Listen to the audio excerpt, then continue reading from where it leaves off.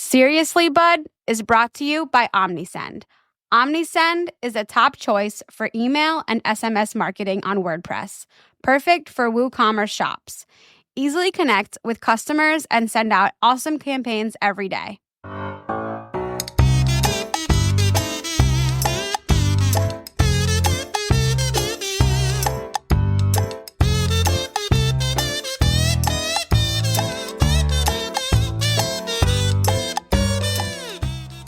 Hello, my name is Bree, and welcome to Seriously, Bud, a podcast featuring an unexpected conversation with someone in the WordPress community. And now it's time for my dad, Bud Kraus. Thank you, Bree. You know, I had so much fun last week speaking with Topher DeRoja. I thought I would do this all over again. Now I'll be back at the end to give you my thoughts about this week's episode. It's number 37. So here we go. Piccia Neri, welcome to Seriously, Bud. I love your name. Your name is such a great name to say. It just rolls off your tongue. Piccia Neri, right? Yeah, I'll tell you a couple of things that are going to make you laugh about my name, Bud, since you like it so good. much. Yes. I do. Yeah. So what about your name? You're going to tell me something about your name that's funny. So my name is, Italians really flummoxed because it actually isn't a name. It doesn't exist. There's only one of me. There's no one else with this name. Huh. And it's not what's on my passport. And I lived in the UK for a long time.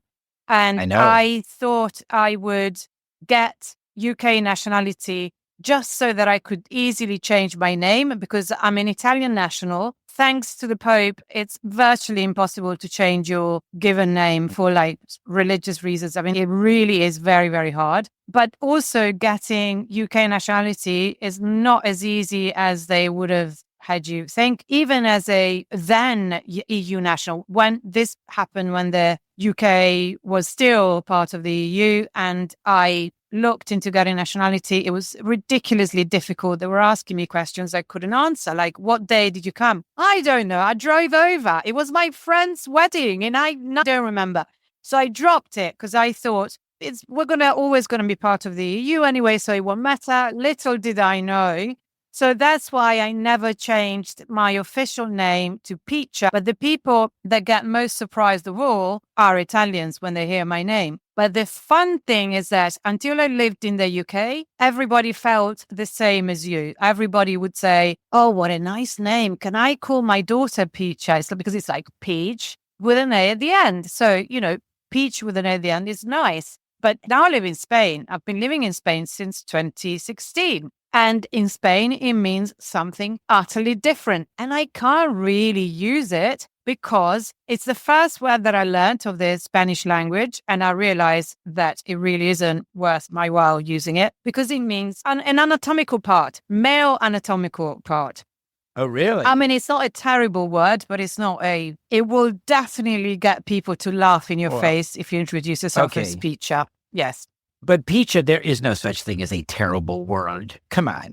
Well, it means dick. Well, that's not true. Let's not go there. But so, all right, I have to ask, I still love the name. I don't know why you would change it. Okay, I mean. I would change to Piccia from my official name, which isn't Piccia. Piccia is not on my passport. Piccia is what my father started calling me when I was very small because it meant. Oh, so I get that. It meant small, tiny. And I was small and tiny, and I stayed small and tiny. So you sort of, not only did it stuck, but until I went to school at 6, because in Italy you go to school at 6. I didn't know that I had any other name. I realized because the teacher at school started calling me with my real name, and I didn't know who he was. I just didn't answer until I realized that actually it probably was me because of the surname. But that's how unused my official name is. Okay, let's have the official name. No way. No, sorry, not going to happen. So that's one thing I should have told you, don't ask. but it's not my real name, and I don't want to go any further with that. Exactly. Do you feel that you have a separate personality from that name and Piccia? Yeah, totally. Piccia is me. I am Piccia. It's my identity. And the other name, my legal name, is like, who's that? Who's that? Who is that?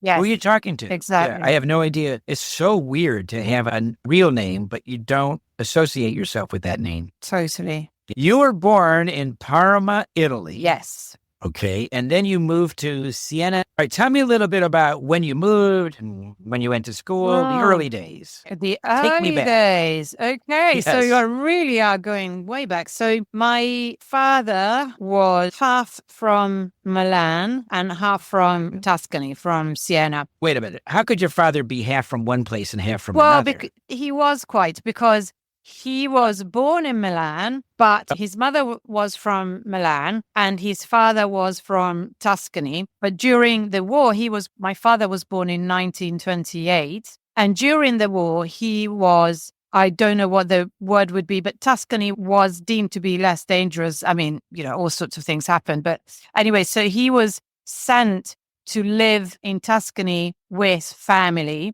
because it was deemed to be less dangerous. And he totally became wild and Tuscan because but he still loved Milan, which is a great city, but his Tuscan roots then sort of prevailed. And that was really important to him. So both places were equally part of his identity, but I would say that he was more Tuscan. Then he met my mother at work. He was working in Parma, which is northern Italy, but further south of Milan. And they met there in the 60s.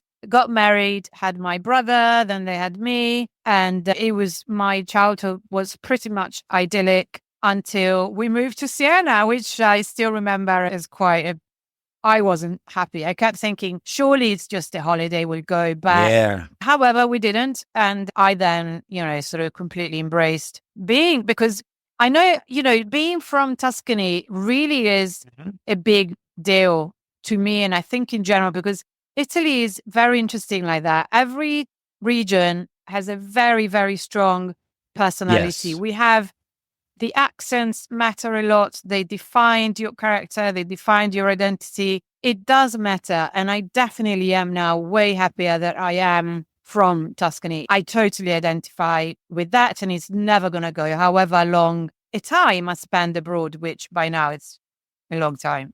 How old were you when you moved? When we moved to Siena, I was only 8, but I remember very, very clearly. It was quite something to me. It was like a pivotal moment. It's traumatic. Yeah, it was a bit. I mean, I hesitate saying traumatic because there's trauma and trauma. Nobody. Because I did. Well, right. Yeah, I wouldn't, just because, there's people being bombed on and that's trauma. There was, within the framework of a very privileged existence, it was traumatic. Mm-hmm. But bearing in mind that, we had a roof over our heads and it was for a good reason. But now, but also it's really interesting because however fond I am of my Tuscan identity and how much I've loved and still love it because it's one of the most beautiful places on earth, that's for sure. But I also couldn't wait to leave. One thing that I had always very clear was that I couldn't wait to be old enough and leave Siena. And that's what I did repeatedly.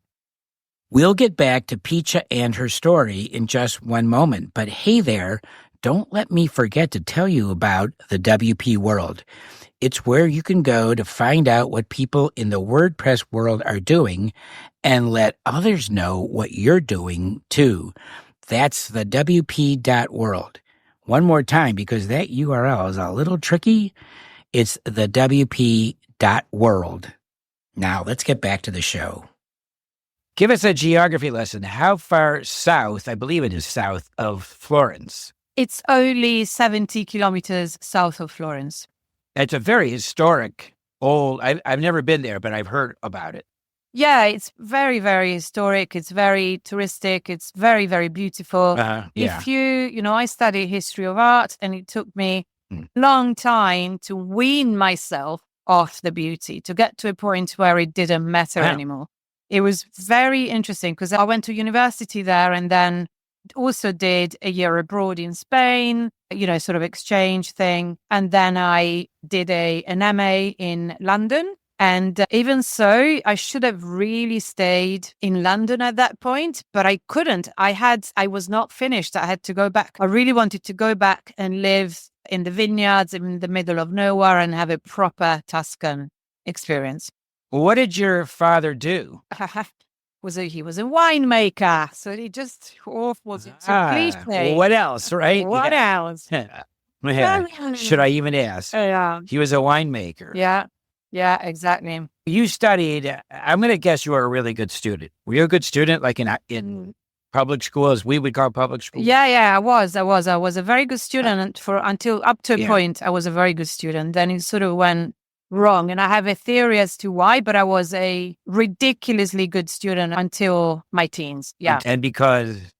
Honestly, I think, actually, I don't want to, it's not like I don't want to talk about it. It's nothing, but it's going to sound, I need to get some tests done and then I'll check my theory. But I sort of quite suddenly went from studying a delight, just a pleasure, something very, very easy that I was just do with ease, to it being impossible. Just concentration being impossible, being on books impossible. Just, it was very, very strange. But those were different times. You were just told, oh, it's all your fault. You're not working hard enough. You've stopped working harder. There was no other consideration possibly being made. So, but I have my theories now. And you learned English in public school, or what? I did, yeah. Is that right? Yeah, I did. Well, you speak so well. Well, of course, I know you spent 20 years in London. We'll get to that in a second. When you went to university, did you know immediately what you wanted to study? No, of course not. Wow. What do you mean, of course not? No, I was I'm surprised. Really? Yeah. No. This is such ancient history. I can't believe we're actually digging this stuff up. Well, come on. I'm older than you, so it's not that Not by ancient. that much, but... I'm older than everybody, so, I did something very strange when I finished school, which I decided I would go and study law. So in Italy, you can go straight from school to university to a law degree. I know that in the Anglo-Saxon system, you don't really do that, do you? You do a prior degree and then you go into law. Yeah.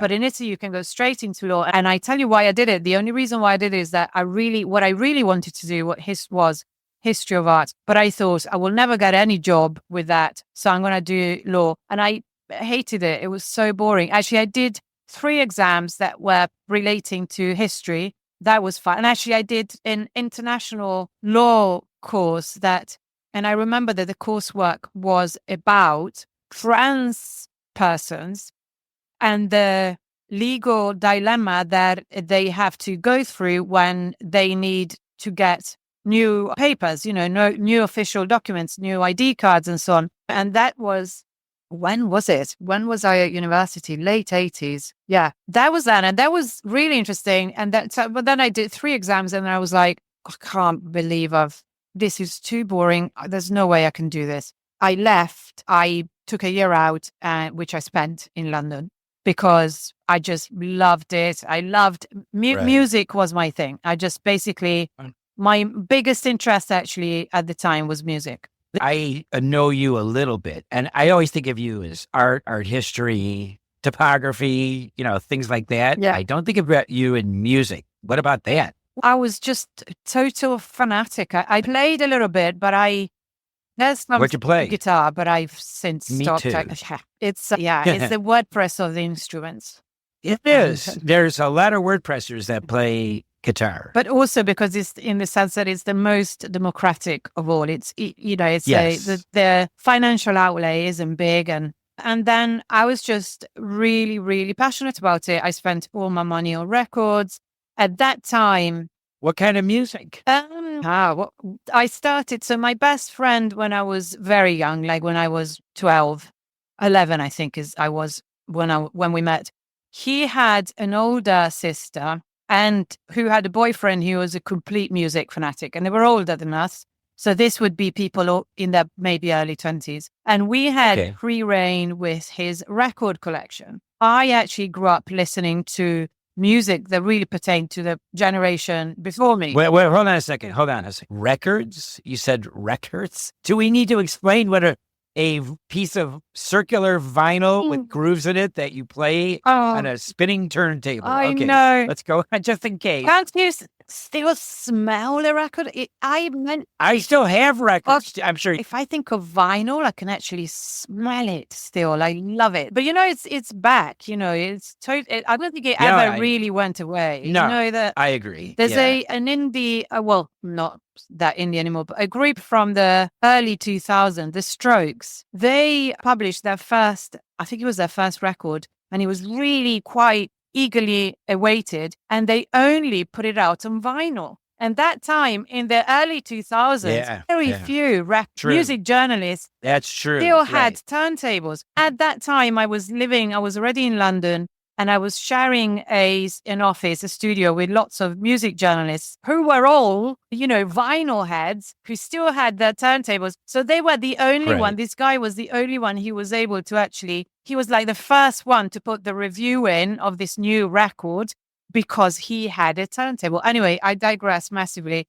But I was really, music was my thing. So that when I went to London, when I took a year out, because I decided that a law degree was not my thing, and I went to London, it was because of the music. And I have to say that it was fantastic. I had a fabulous time. Piccia, you haven't told us what kind of music. Well, I'm about to tell you. So, okay. So you're right. Sorry. Yeah, I digressed massively. So this boyfriend, this guy, he basically educated us to old style music such as, I don't know, the classics, obviously every single Rolling Stones record, obviously The Who. I was mad about David Bowie. I still am. But also much more obscure stuff, a lot of prog rock. But I mean, for instance, I still think that The Traffic are one of the best bands ever, but a lot of really obscure stuff. And then the music of our times. So there was a lot of post-punk, there was a lot of new wave, and then what was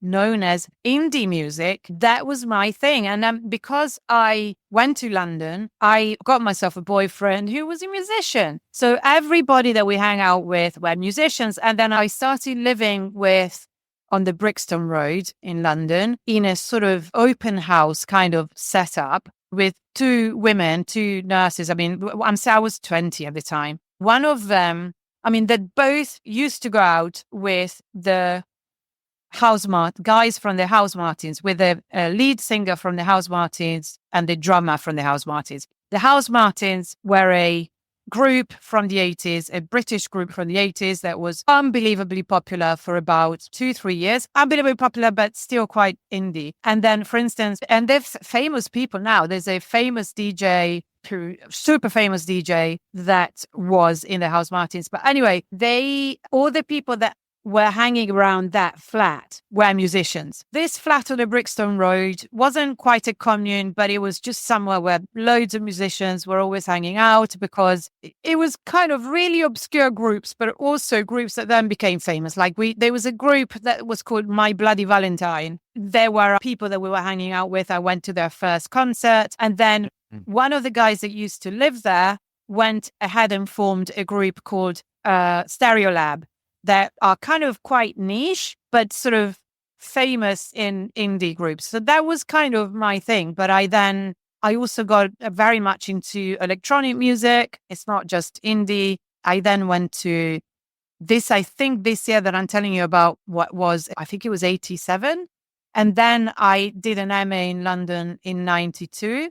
Why did you move to London in the first place? I don't think I got that part. I told you I wasn't going to do the law degree. I left that. And I had time on my hands, because whatever I was going to do next, I took this decision in like October. So I had to, whatever I wanted to do next, whatever other degree I wanted to do, I'd have to wait for like a year before I'd be able to take it up, because it was too late to sign up to anything else. So I thought, what do? I'll go to London.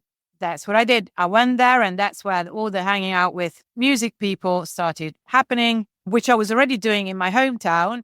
But the people in my hometown that used to play in bands didn't become famous. Well, it was a big music scene that I'm assuming attracted you. Yes. And so I spent about a year in London and then went back to Italy, did university in Italy, did a year out in Spain as well. I mean, not a year out, an exchange for a year in Spain, and then went back to London to do a master's in 92. At that time, if you were in London in 92, there were still, lots of indie music. I saw R.E.M. quite a few times. In the 80s, I was a complete R.E.M. head. But then in the 90s, it was a raving. It was electronic music. It was so much fun. It was fantastic.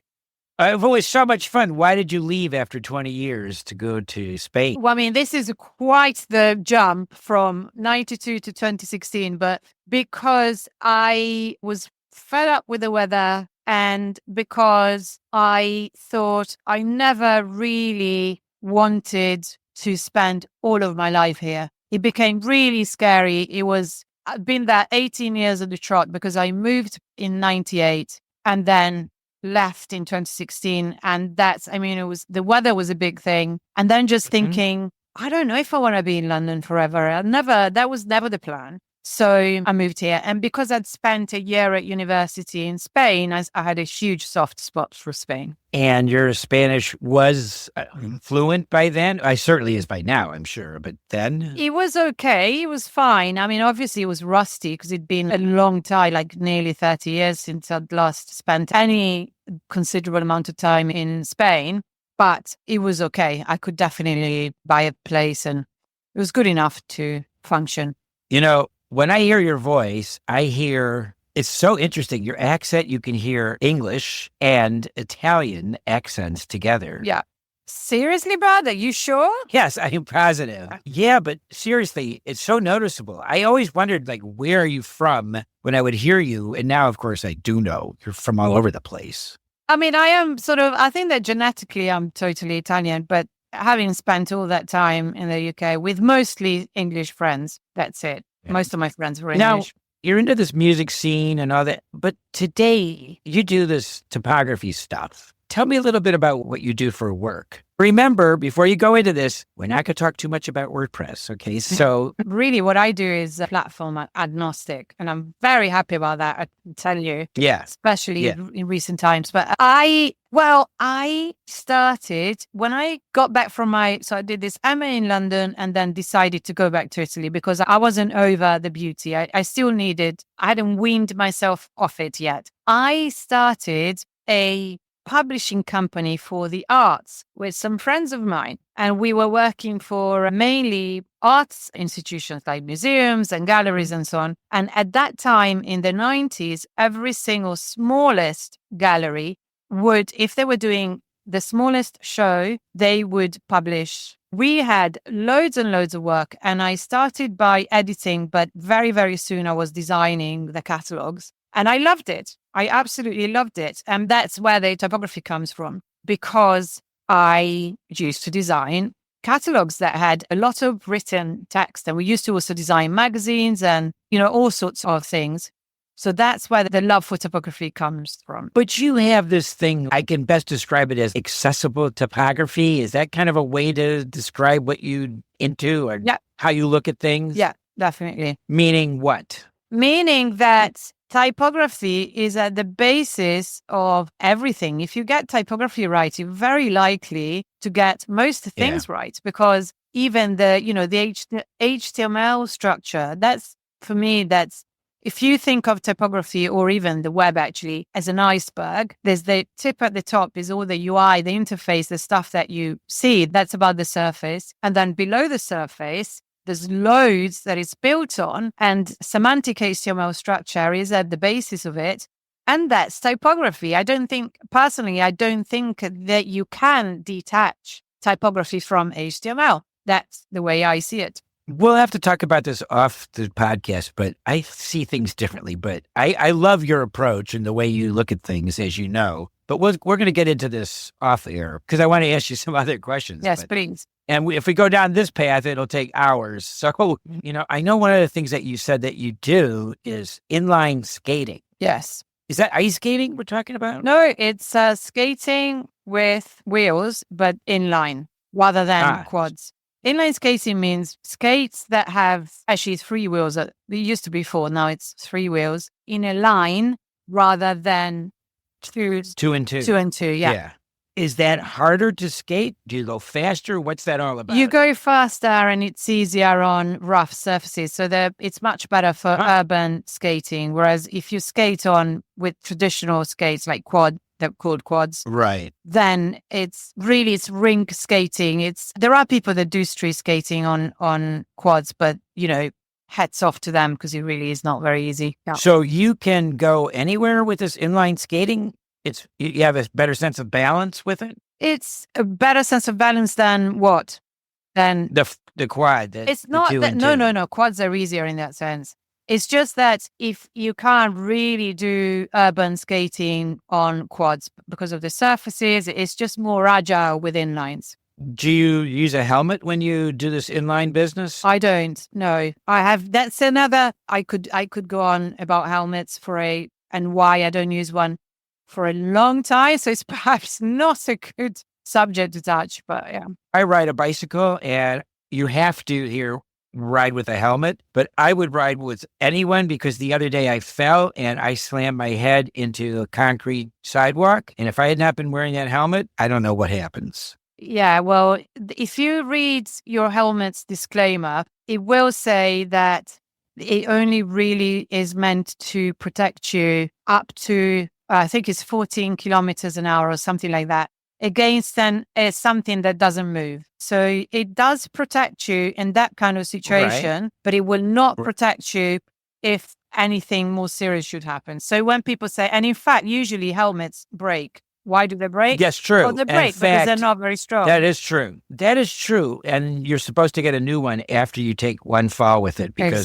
there's a microscopic or there's a crack in there or something like that. So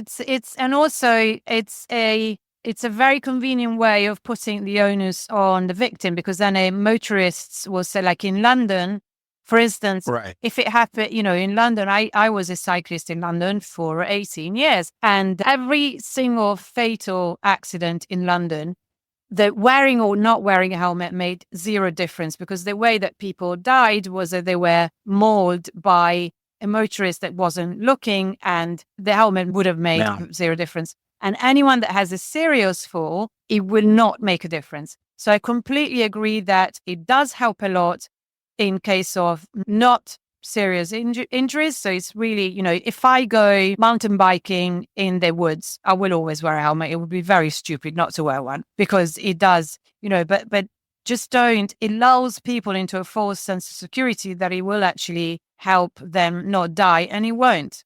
It just won't. And it's not me saying that. It's just read the disclaimer on the helmet, and it's very interesting reading because it does say, sorry, we can't. Well, it can't. It can't protect for every conceivable thing, but the few times I have fallen, it did help. It didn't hurt, so of course, I think it helped. Yeah, of course, of course. You also practice yoga, am I right about that? Yes, very much. And tell me about that. Do you do that every day? How does that? Do you instruct? Are you a teacher? No. Just give me one thing that I don't have to teach to others.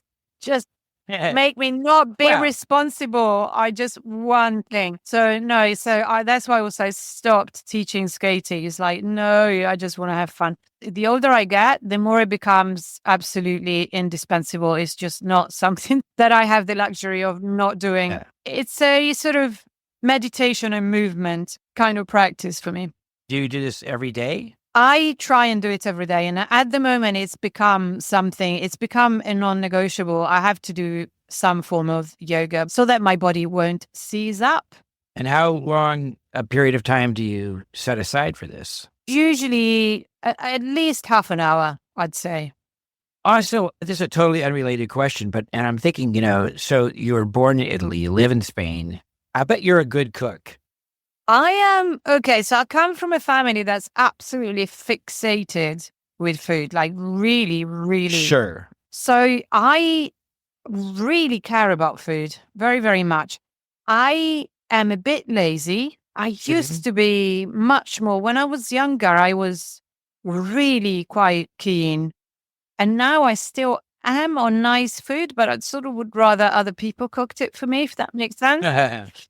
Right. Yeah, but I come from a family of foodies, of like really kind of almost obsessed with it. You said your father had a vineyard or a winery, or what did he? Yeah, he had both. Well, I guess you generally do have both. What do you mean both? Well, did he have both? He had a vineyard, and he also had a... I won. Okay. No, yeah, okay. So sorry, I took for granted that if you have a vineyard, you have a winery. But yeah, you're right. It may not always be the case. Yes. So that was in our family until 2013, and it's kind of where I grew up. It was the house that I considered home was the one in the country. Did you ever think about going into the family business? Not really, no. And, speaking of family, do you have brothers, sisters? I do. I have an older brother and a younger sister. I am the problematic middle child. All right. Do you get along with your siblings? I do. Yeah. Older and younger? Yeah.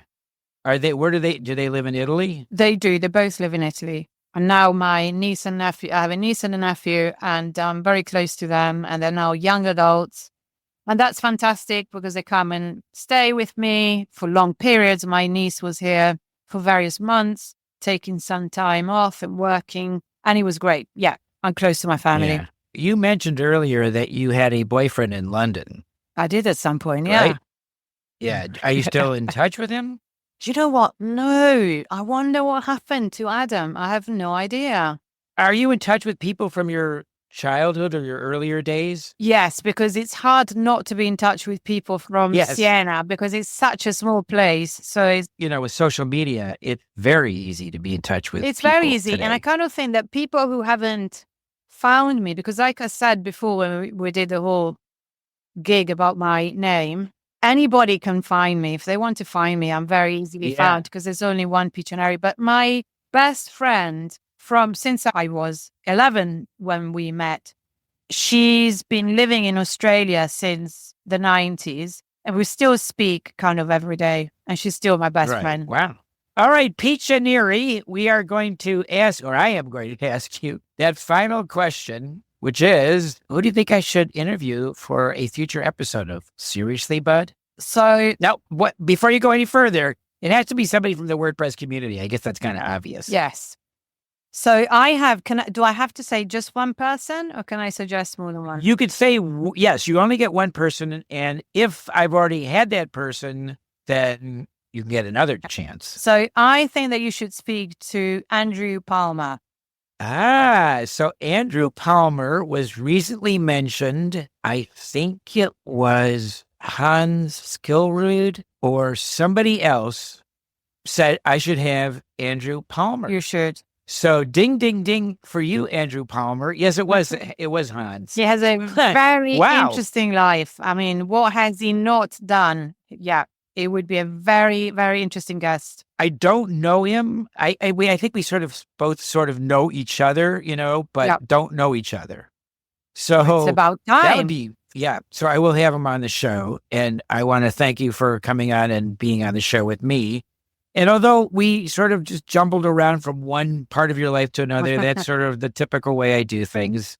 I don't like to do things necessarily in a straight line, as you've seen. So, Piccia, thank you so much. And is it Buenas noches, Buenas tardes? Where are we now? Buenas tardes will do. Yeah. It's not that late yet. Thanks again. Thank you so much for having me. Thank you. Okay, sure. Hey, I didn't know that Piccia was a ridiculously good student until her teens, studied law and hated it, is an inline skater and does not wear a helmet for her good reasons, and it was her father that gave her name, and she's the only Piccia Neri in the whole world. Did you? Now, you can always go to SeriouslyBud.com and hear all the episodes from the past. And until next time, thank you for your time.